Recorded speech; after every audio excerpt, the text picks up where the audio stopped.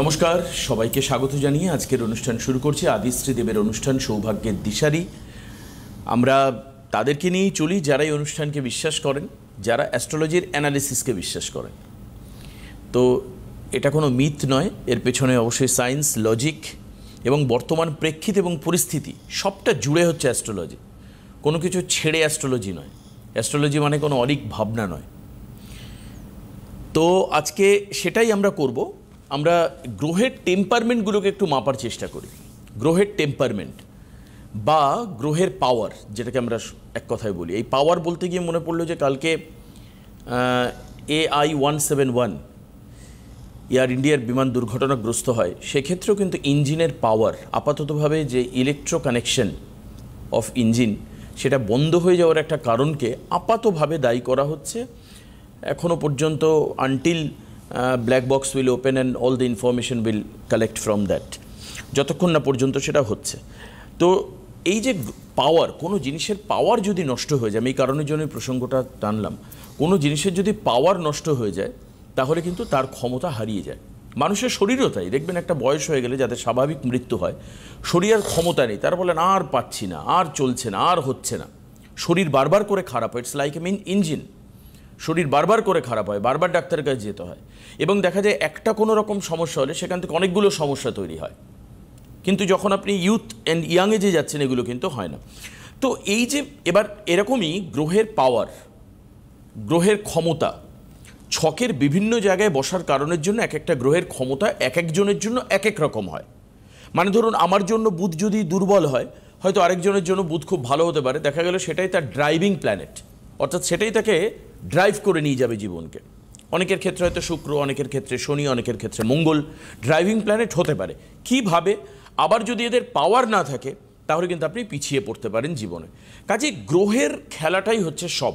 যেমন কালকে কোনো একটা প্রশ্নে শ্রীদেব বললেন গ্রহের খেলাটাই হচ্ছে সব। তো আমি শ্রীদেবের সঙ্গে শ্রীদেবের কাছে যাব এই প্রশ্ন নিয়েই। স্বাগত জানাই এই অনুষ্ঠানে শ্রীদেবকে। যে এই যে গ্রহগত কারণে দেখা যাচ্ছে যে অনেক সময় মানুষ ভালো থাকছে না বলে জ্যোতিষীরা প্রেডিকশন করছেন, মানুষ বুঝতে পারছে না, অ্যাস্ট্রোলজাররা বলছেন। এর কারণটা কি? এটা কতটা লজিক? গ্রহগত কারণে খারাপ থাকা। একদম। সবাইকে নমস্কার।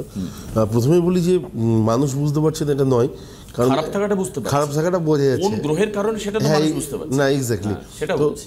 দেখো, আমাদের লাইফে যদি আমি বলি মার্চ মাসের আগে পর্যন্ত অর্থনৈতিক টানাপোড়েনে একটা প্ল্যানেট আসছে, একটা এমন রাশিতে আসছে যেখানে একটা ভারাক্রান্ত অবস্থা। তো এটা তো একটা পার্ট লাইফের, যে আমরা বুঝতে পারছি। জানুয়ারি মাস যারা যারা মোটামুটি খাতা মেনটেন করেন তারা জানেন যে যারা ব্যবসার সাথে যুক্ত আছেন তারা, বা যারা চাকরির সাথে আছেন তারাও বুঝতে পারবেন যে কী পরিমাণ খরচা হয়েছে, তো কোলানো যায়নি সেই মাসটা। ফেব্রুয়ারি মাসটা একটু দেখা দিলেও মার্চ মাসটা তুলনামূলক হয়তো একটু ভালো দিল। তো এবারে কারণটা কী ছিল? কারণটা হচ্ছে ভালো টাইমটা আমরা কাটিয়ে ফেলি এবং খুব তাড়াতাড়ি কেটে যায়, ভালোটা আস্তে আস্তে কেটে যায়, তাই বোঝা যায় না। খারাপটা প্রতিনিয়ত খারাপ হতে হতে কাটে। যেমন গতকালের একটা ঘটনা দেখুন, মোটামুটি যারা একটু খবরের সাথে যুক্ত রয়েছেন তারা এখনও পর্যন্ত আলোচনা করছেন যে না, সত্যি কালকের ঘটনাটা খুব দুঃখজনক, মানে খুবই দুঃখজনক, এবং একটু সতর্কতা অবলম্বন করলে হয়তো এত বড় একটা বিপদের হাতছানি থেকে আমরা রক্ষা পেতাম। কিন্তু আলটিমেটলি ভবিতব্য বা যেটা হওয়ার, সেই জায়গা থেকে নড়বো কী করে আমরা। এবং আমাদের মীন রাশিতে আমি বারবার করে বলেছি যে মানুষ, আমরা খুব সাধারণ, আমরা ভয় পাই। আমরা দেশকে নিয়ে যদি একটু ভাবি, রাজ্যকে নিয়ে ভাবি, বা আমার স্থানীয় জায়গাটাকে নিয়ে ভাবি না, এই যে নিজেকে নিয়ে ভীতি পাওয়ার বা ভয় পাওয়ার যে জায়গাগুলো থাকবে সেটা অনেকটা কমে যাবে। আপনি দেখুন, যবে থেকে মিনের মধ্যে শনির প্রবেশ হয়েছে তবে থেকে, বা তার একদিন আগে থেকে যদি আমি ক্যালকুলেশন করি, 28 তারিখ থেকে ভয়াবহ দুর্ঘটনা, ভূমিকম্প মায়ানমারে, ব্যাংককে সাংঘাতিক ভূমিকম্প, তারপর থেকে স্টেপ বাই স্টেপ একের পর এক জিনিস হয়ে যাচ্ছে। তো আমাদের ভালো থাকার জায়গাটা বা প্রয়াসটা খুব কম। কিন্তু কিছু কিছু রাশির ক্ষেত্রে হয়তো এই মুহূর্তে ভালো, যে গ্রহগুলো হয়তো তাদের ক্ষেত্রে একটু বেটার দিচ্ছে, এবং তাদের হয়তো যাদের মধ্যে সাড়ে সাথীর প্রভাব নেই, তারা হয়তো এই মুহূর্তে সেই পরিমাণ দুশ্চিন্তা বা কী বলবো, বিলম্বতা থেকে হয়তো অনেকটা দূরে রয়েছে। এটা একটা পজিটিভ জায়গা। এবং আমার মনে হয় যে যাদের মধ্যে এই ধরনের সমস্যাগুলো আছে, বা যারা জ্যোতিষের সাথে সবসময় একটুখানি সংযোগ রাখেন, বা নিজেকে একটু ওয়েবসাইটগুলোর মধ্যে দেখার চেষ্টা করেন যে বাকি রাশিগুলোর কেমন যাচ্ছে বা আমার কেমন যাবে, বা এই মুহূর্তে আমার যা দশা অন্তর্দশা রয়েছে তাতে অনেকে আবার ভাবছেন যে রাহু রয়েছে বলে হয়তো বেশি খারাপ যাচ্ছে না, রাহু সবসময় থাকলেই খারাপ যাবে এই ধারণাটা করে নেওয়াও ভুল। সাড়ে সাথে চলছে রাহুর দশা, শনির অন্তর্দশা, খারাপ মানে যথেষ্ট খারাপ আপনি পাচ্ছেন, এক্ষেত্রে কোনো বলার অপেক্ষা রাখে না। যারা জন্মছক দেখতে জানেন তারা জাস্ট দেখুন, রাহুর দশা চলছে এবং শনির অন্তর্দশা চলছে, সাড়ে সাথে চলছে, এইরকম একটা দশাতে যদি আপনি চলে থাকেন আপনার এই মুহূর্তে কন্ডিশন প্রচণ্ড ড্রাই এবং কী বলবো অর্থনৈতিক দিক থেকে ড্রাই ব্যাপারটা থাকবে, প্রতিটা জায়গায় কোলাপস হওয়ার একটা ব্যাপার থাকবে, যে জায়গাগুলো থেকে অর্থ আসার ব্যাপার থাকবে সেগুলো প্রায় বন্ধের মুখে থাকবে, ঋণ হয়ে যাওয়ার প্রবণতা, অহেতুক কিছু জটিলতার মধ্যে জড়িয়ে পড়া, থানা পুলিশ হওয়ার মতো হয়তো হওয়ার কোনো জায়গাই ছিল না কিন্তু তা সত্ত্বেও হয়ে গেছে, আপনি এগুলো থেকে অনেক দূরে রয়েছেন তা সত্ত্বেও হয়তো এই ধরনের প্রবলেম ফেস করতে হচ্ছে। তো এটা আমাদের মনে হয় একদম লাইফের পার্ট, দেবাশিস দা। একদমই। তো সেই জায়গা থেকে আমি একটু চেষ্টা করছিলাম একটা জিনিস, তো যেটা পাওয়া গেলে খুব ভালো হতো, বিশ্বাস কুমার রমেশের যদি জন্ম চার্টটা পাওয়া যেত। রাইট। তো আমরা চেষ্টা করব আগামী দিনে, শ্রীদেবের কাছেও বলা থাকবে যদি আমরা পাই। আমি সার্চ করছিলাম, এখন time is very short but art is very long, definitely এটা ফাইন্ড আউট করাবো। ওই নামেই সেভ করা আছে কিনা কোনো সোশ্যাল সাইটে সেটাও একটা দেখার বিষয়।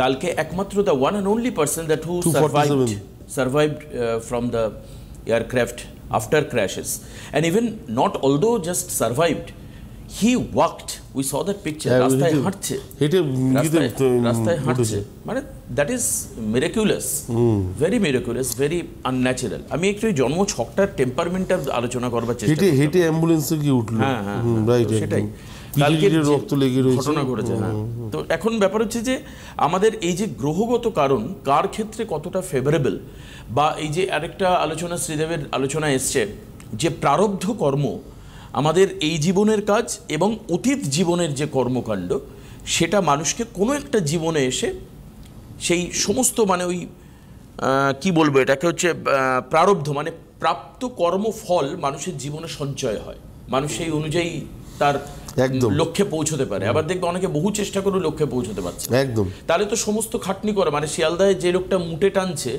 মানে 5টা মানুষের সমান মোটা মুটে মাথায় নিয়ে যাচ্ছে, সেই লোকটা সবচেয়ে বড় লোক হতো, রাইট। মানে কর্মের উপর যদি আমরা যেটা বলি যে কাজ করো হবে, তো ব্যাপার হচ্ছে তাকে বলতে হয় কাজ করো ফলের লাভ করো না, এই হচ্ছে ব্যাপার। তো এই যে মানুষের জীবনে যে ডাইভারশন, বিভিন্ন স্টেজ, আমি শ্রীদেবের কাছে জিজ্ঞেস করবো, এই স্টেজগুলো বিভিন্ন রকমের ক্ষেত্রে আসে। এক, দ্বিতীয়ত হচ্ছে সামনেই আমাদের একটা গুরুত্বপূর্ণ সময় আসছে অম্বাবচী, রাইট। মানে এটাকে আলোচনা করতেই হবে, বলতেই হবে, কারণ এই সময়টা 22 থেকে 26 তারিখ, এই সময় বিভিন্ন আমাদের গৃহের বা যে কোনো রকম যজ্ঞ বা আদি পুজো এই সমস্ত বন্ধ থাকে। কিন্তু তারপরের যে সময়টা, যখন মায়ের মন্দির খোলে, যখন পুজো হয়, যখন কামাখ্যা পীঠে লক্ষ লক্ষ ভক্ত তারা অনলাইনে এবং সামনে গিয়ে ফিজিক্যালি এই অনুষ্ঠান দেখে, সেই সময়টা তুমি বলছো কতটা গুরুত্বপূর্ণ। এবং আমি তোমার থেকে জানবো যে গ্রহগত দোষ প্রতিকারে তো আমরা মায়ের মন্দির বা মায়ের স্থানকে তো মানি একদম, তো সেই ক্ষেত্রে এটা কতটা পাওয়ার দিতে পারে, কারণ যেহেতু তুমি গ্রহগত উইকনেসের কথা বলছো। না, মেন ব্যাপার হচ্ছে সত্যি কথা বলতে আমি বারবার করে বলি এবং তাদেরকে বলি যাদের বাচ্চার বয়স অ্যাটলিস্ট এই মুহূর্তে 13 বছর বা 15 বছর বা 17 বছর, যারা এই মুহূর্তে পড়াশোনার মধ্যে যুক্ত আছে, আমরা আমাদের লাইফটা দিয়ে দেখেছি, আমরা আমাদের বাবা মায়ের লাইফ দিয়ে দেখেছি যে হোঁচট খেতে খেতে তারা হয়তো একটা জায়গায় এসছেন, বা আমরাও লাইফে হোঁচট খাওয়ার পরিমাণ প্রত্যেকের লাইফটা সমান যায় না। কোথাও না কোথাও দেবাশিস যেটা বললো, যে মানুষটা হয়তো মুটে টানছেন তার হয়তো সবথেকে বড় লোক হওয়ার জায়গা থাকে। তো গ্রহগত কিছু দোষ থাকে যেগুলো না আমাদের লাইফে ডাইভার্ট করিয়ে দেয়। খুব ভালো ছেলে যে অঙ্কে হয়তো 100তে 100 পেয়েছে, স্টার পেয়েছে, সমস্ত কিছু, যে উচ্চ মাধ্যমিকের রেজাল্ট বাবা মা লোককে বলতে পারেনি, আমার দেখা বহু আছে। আবার এমনও আছে যারা মাধ্যমিকে কিছু ভালো রেজাল্ট করতে পারেনি, প্রত্যেকের কাছ থেকে খুব নিচু হয়েছে, কথা শুনতে হয়েছে। উচ্চ মাধ্যমিকে যারা নিচু করেছিল তারা খবরও নিতে আসেনি, কারণ জানে যে খবর নিতে গেলে আমার রেজাল্ট ওর থেকে অনেক মানে ফিকে হয়ে যাবে।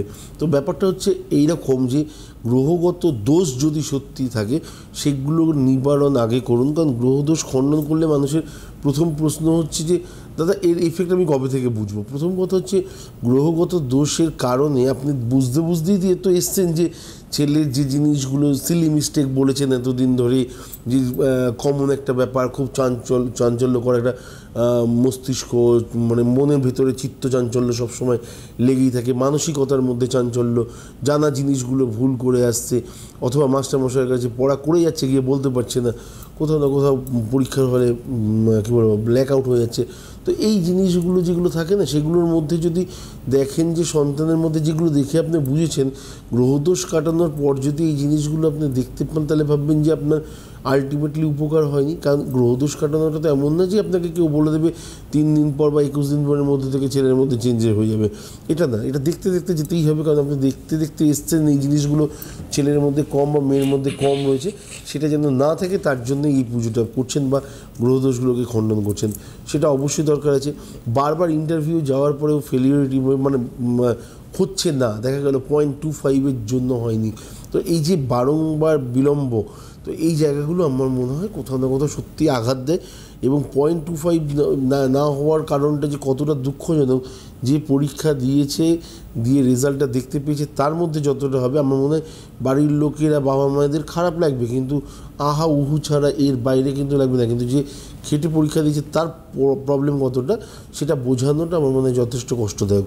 এটা একটা পার্ট। তার জন্য গ্রহদোষটাকে খণ্ডন অবশ্যই দরকার।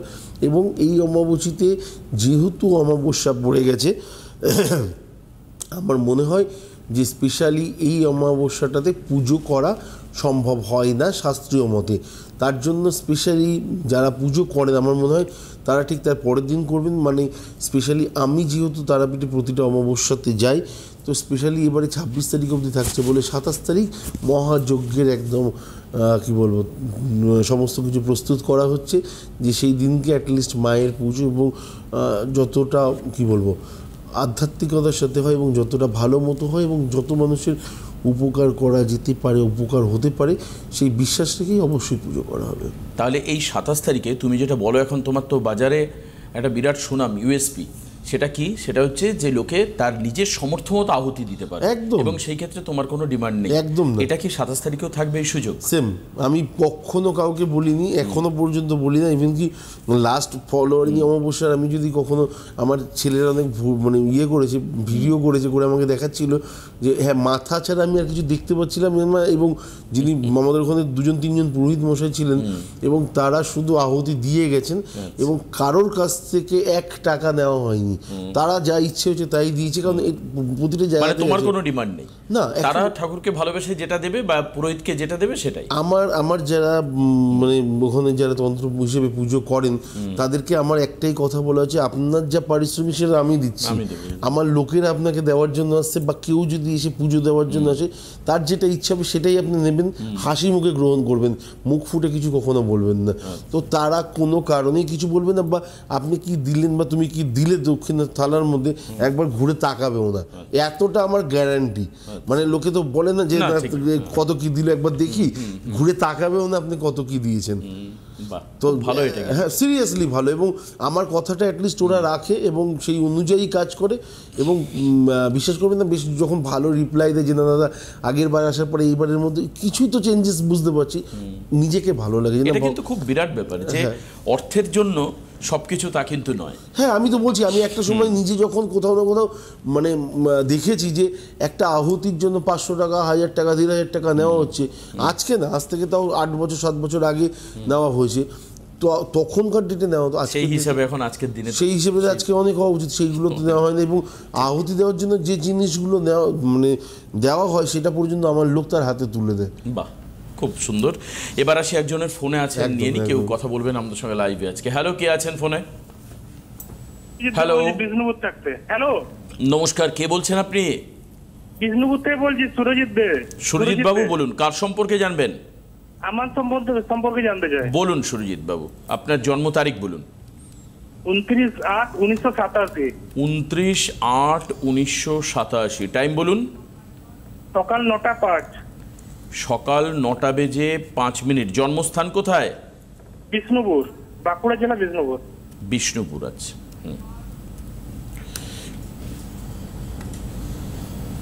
একটু ওয়েট করুন। শনিবার ছিল তো? হ্যাঁ শনিবার ছিল।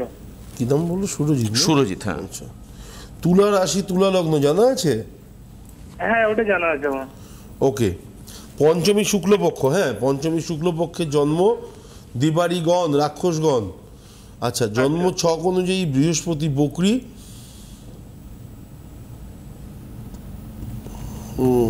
বৃহস্পতি বকরি একমাত্র একটাই গ্রহ আছে। আচ্ছা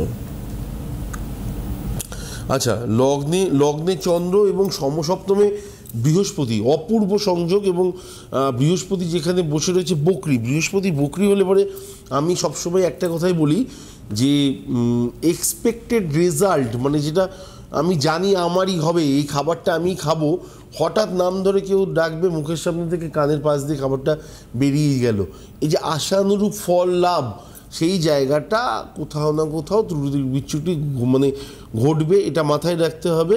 কিন্তু জীবনে সাফল্য অবশ্যই আসবে। 6th হাউসে রাহু বসে রয়েছে, 6th হাউসে রাহু আমি সবসময় বলি এফেক্টিভ। আচ্ছা, লগ্নের ঠিক একাদশে বসে রয়েছে রবি, সক্ষেত্রী, বুধ, শুক্র, মঙ্গল। শুক্র এবং মঙ্গল একত্রে থাকলে আমি প্রতিটা প্রোগ্রামেই কম বেশি যখনই আলোচনা করি বলি যে স্যাটিসফ্যাকশান, আত্মসন্তুষ্টি একটা বড় সমস্যা। বিদ্যার জীবনে যতদূর পড়াশোনা করব ভেবেছিলাম সেই অবধি পৌঁছাতে না পারা বা সেই দিকে না যাওয়া, যে ধরনের জব খুঁজছি বা যে জবের মধ্যে আমাকে আত্মতুষ্টি দিতে পারতো বা যেটা আমি ডিজার্ভ করি সেটা না পাওয়া। আর লাস্ট হচ্ছে বৈবাহিক জীবনে যদি জুটক বিচার করে পা না রাখা হয় তাহলে কিন্তু সমস্যা লাভ হতে পারে। কেতু যখন দ্বাদশে বসে থাকে তখন কিছুটা স্কিন ডিজিজ বলবো, অ্যালার্জিটিক সমস্যা, এই জিনিসগুলো ফেস করতে হতে পারে। আচ্ছা, শনি বসে রয়েছে মঙ্গলের ঘরে, আত্মীয় স্বজনের থেকে বেশ কিছু বিরূপ প্রতিক্রিয়া লাভ। যতটা পারলাম আমি আপনাকে কভার করে দিলাম। ওভারঅল জন্মছক নিয়ে যদি বলতে হয়, জন্মছক ভালো, জ্ঞান ধ্যান ধারণা বুদ্ধি সমস্ত কিছুই আছে। বুধ একাদশে বসে আছে এবং বুধ যেখানে বসে আছে সেই অনুযায়ী বলতে হয় চোখ বন্ধ করে যে ফ্যামিলিগত দিক থেকে পিতৃকুল অথবা মাতৃকুল কারণ না কারো স্নায়ুজনিত সমস্যা 100% আছে, যেটা হয়তো আগামীকাল আপনার মধ্যেও আসতে পারে বা অল্প আধটু আসতে, ওভার থট, ওভার থিঙ্কিং, যেগুলো আপনাকে মাঝে মধ্যে খুব বিলম্ব করবে এবং অ্যাংজাইটি টাইপের কিছু কিছু জিনিস তৈরি করতে পারে। তো সেগুলো থেকে একটু সচেতন থাকুন আর যেটা করছেন সেটা করতে থাকুন। আগামী দিন অবশ্যই সাফল্য আপনি পাবেন। হ্যাঁ, যে জায়গাটা নিয়ে একটু সমস্যা বললাম সেটা হচ্ছে শুক্রমঙ্গল এবং দ্বিতীয় হচ্ছে বৃহস্পতি বকরি। স্পেশালি আপনার এলাকায় অনেক প্রাজ্ঞ জ্যোতিষ ব্যক্তিত্ব আছে, তাদের কাছে যাবেন, যেটুকুনি জায়গা নিয়ে আলোচনা করলাম রেমেডি করার চেষ্টা করবেন, আগামী দিন আপনি অবশ্যই ভালো থাকবেন। এবার একটু বলুন যে আপনার সম্পর্কে যেগুলো বলা হলো এটা হচ্ছে just out of my curiosity, আমি জানতে চাইছি এই জায়গাগুলো আপনি কতটা ফিল করতে পারেন আপনার ব্যক্তিগত বাস্তব জীবনে। সুরজিৎ।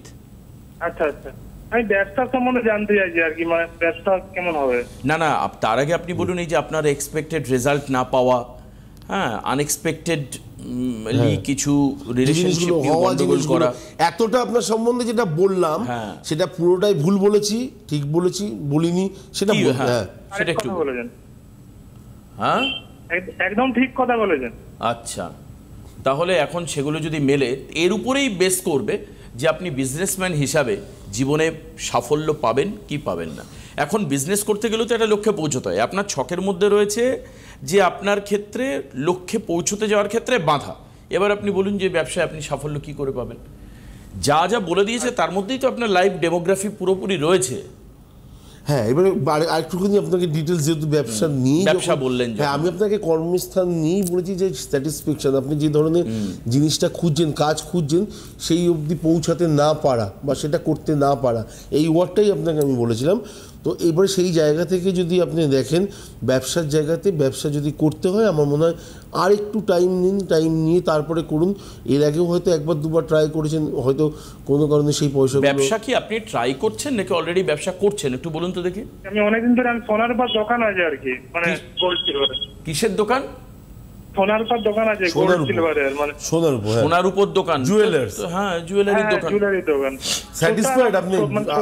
আপনি কাজ করে আত্মসন্তুষ্টি আছে? না না, এখন একটু কম, মানে কম ইয়ে হচ্ছে আর কি। তাহলে সেটাই তো এতক্ষণ ধরে চিৎকার করে তো সেটাই বললেন উনি যে আপনি যে কাজই করতে যান সেই কাজে আপনি সন্তুষ্ট হবেন না, স্যাটিসফ্যাকশন লেভেলটা থাকবে না। বুঝতে পারছেন, লক্ষ্যে একটা সোনা দোকানের ব্যবসা করে সারাদিন বসে যদি আমার রোজগারটা সেই জায়গায় না যায়, তাহলে আমার তো সেই ব্যবসা করে মানে সেই অর্থে লাভ নেই না। একদম নতুন কিছু ভাবুন, আমার মনে হয় চেষ্টা করুন, এবং আপনার যেটা মন থেকে খুব চায় এই মুহূর্তে, হয়তো ছোটোবেলা থেকে আরও অন্য অনেক কিছু চেয়েছিল, যেগুলো করতে পারলে আপনি হয়তো নিজে থেকে খুশি হতেন। আপনার হয়তো ইচ্ছে ছিল কখনো গার্মেন্টসের বিজনেস করবেন বা ভালো রেস্তোরাঁ করার ইচ্ছে ছিল, যে জিনিসগুলো নিয়ে হয়তো আপনার ইচ্ছে ছিল সেগুলো নিয়েও একবার ভাবতে পারেন। কেমন? সোনার উপর কি আপনার নিজের তো ব্যবসা নয় মনে হয়, এটা কি মানে পৈতৃক সূত্রে? নিজের তো ব্যবসা করেছি আমি, নিজে মানে দোকান করেছি ছোট, মানে আমি তা বলছি না, এই ব্যবসা কি আপনার বাবা জ্যাঠা করতেন, কাকারা করতেন? হ্যাঁ, বাবা করতো অনেকদিন আগে, ছোটবেলায় করতো, তারপর ছেড়ে দিয়েছিল। সেই সূত্রে পাওয়া। আপনার নিজের মনে হয় না যে অন্য কিছু বিজনেস করি, সেরকম কিছু মনে হয়, অন্য কোনো প্ল্যান? না, আমার এটাই মনে হয়, মানে এই সোনার উপর দোকানটা আমার করার ইচ্ছা আছে, মানে আমার অন্য কিছু করার ইচ্ছা নেই আর কি। এইটা যদি বড় হয় আর কি, বড় হয়, আপনার যে জায়গাগুলো প্রবলেম রয়েছে সেগুলো ঠিক করতে হবে। এই যে যেমন শুক্র মঙ্গল আপনার ছকে রয়েছে, হ্যাঁ, বৃহস্পতি আপনার বকরি রয়েছে। আচ্ছা, ওনার রাহু ওনাকে দিতে পারে টাকা পয়সা? রাহু বললাম ষষ্ঠ স্থানে রাহু আছে, জুয়ারি গ্রহ, হঠাৎ পয়সা দেবে। দেখা গেল সারা মাস প্লব যেতে যেতে মাসে 3 দিন খুব ভালো একটু অর্ডার পেয়ে গেল, ভালো অর্ডার পেল। এটাই ওনার সাথে হয়ে থাকে, জিজ্ঞেস করুন। তাই কি হয় আপনার? হ্যাঁ, ওরকম হয়, একদম সেম কথা বলছেন। এ তো গ্রহের, আমরা আজকে অনুষ্ঠানই শুরু করেছি যে গ্রহের কারণে ভালো না থাকার কারণ। আজকে আমাদের প্রোগ্রামটা ছিলই তাই নিয়ে, যে গ্রহের কারণের জন্য আমরা ভালো থাকি না কেন। দেখুন, আপনার ওই যে ষষ্ঠ স্থানে রাহু আছে আপনার জন্ম ছকে, রাহু কি হয়, আপনাকে ফাটকা রোজগার দেয়, মানে সাডেন ইনকাম দেয়। তো সেই ক্ষেত্রে দেখুন, ওই উনি যেটা বললেন, উনি বাংলা করে আরো ব্যাখ্যা করে শ্রীদেব বোঝালেন যেটা, যে সারা মাসে 30 দিনের মধ্যে আপনার 2 দিন 3 দিন ভালো ব্যবসা গেল, বাকি 27 দিন আপনি বসেই রয়েছেন, কেউ আসছে না। হঠাৎ কিছু হলো, বাদবাকিটা একটা ফ্ল্যাট, ওই ইসিজির গ্রাফের মতো উঠলো, আবার বাদবাকিটা ফ্ল্যাট যাচ্ছে, এরকম আর কি। তো এইটা যাতে আরো বেশি সাস্টেনেবিলিটি আসে, যাতে ব্যবসা আরো বেশি উন্নত হয়, বড় হয়, তার জন্য আপনাকে অ্যাস্ট্রোলজিক্যাল রেমেডি নিয়ে প্রতিকার করে সেখানটায় কাজ করলে। আর আপনি তো সোনা দোকানের লোক, আপনি তো জানেনই, আপনার তো স্টোন কিনলেই হয়ে গেল, সোনা তো আপনার। আমি জানি না সবসময় যে স্টোন দিয়ে প্রতিকার হয় কিনা, আর অনেক রকম প্রতিকার আছে, মন্ত্রের মাধ্যমে হতে পারে, বাস্তু প্রতিকার হতে পারে, আরও নানান রকম আধ্যাত্মিক পুজোর মাধ্যমে হতে পারে। সামনে অম্বাবচী রয়েছে, তার পরবর্তীকালে 27 তারিখে পুজো রয়েছে, অম্বাবচী পুজো। তখন যোগাযোগ করতে পারেন, ঠিক আছে? উনি মনে হয় নেই আর লাইনে। উনি লাইনে নেই। আবার ব্যাপার হচ্ছে, এরা অনেক কিছু ভাবনা চিন্তা মানুষ করে, কিন্তু আসলে দেখা যায় যে সময়টা চলে যায়। এখন এই ছোট ব্যবসাগুলোর লড়াইয়ের সময় আমি তোমাকে একটা টপিক জানতে চাইবো আগামী দিনে তোমার থেকে, যে যারা ছোট ব্যবসা, যারা মানে যে সমস্ত চেন বিজনেস রয়েছে, তাদের কাছে তারা সাবোটাজ হচ্ছে।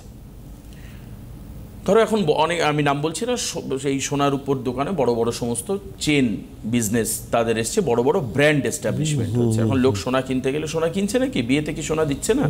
দাম 90,000 টাকার উপর রয়েছে বলে কি হয়েছে, বিয়েতে সোনা দিচ্ছে মানুষ।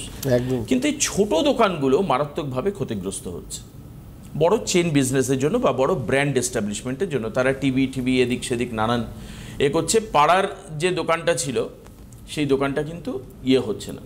দেখা গেল সুকুমার জুয়েলার্স নাম করতে পারছে না, অন্য ড্যাশ অ্যান্ড গোল্ড নাম করে গেল। রাইট। তো এই যে ছোট যারা ব্যবসাদার, কারণ ড্যাশ অ্যান্ড গোল্ডে অমিতাভ বচ্চন আসছেন, এসে বলছেন সোনা কেনার কথা। হ্যাঁ, সোনা কেনার কথা। সুকুমারের বেলায় তো কেউ আসছে না বলার জন্য। সুকুমার বাবুর বেলায় কেউ যাচ্ছে, বা বসাক গিনি অ্যান্ড জুয়েলারি বসেই রয়েছে, মানে লোকটা হাওয়া খেয়ে খেয়ে তালপাতার পাখা খুইয়ে ফেললো, শুধু হাওয়া খাচ্ছে সারাদিন, দোকানে পাখাও চালাচ্ছে না, টেনশনে তালপাতার পাখা ক্ষয়ে যাচ্ছে হাওয়া দিতে দিতে, কিন্তু ব্যবসা হচ্ছে না।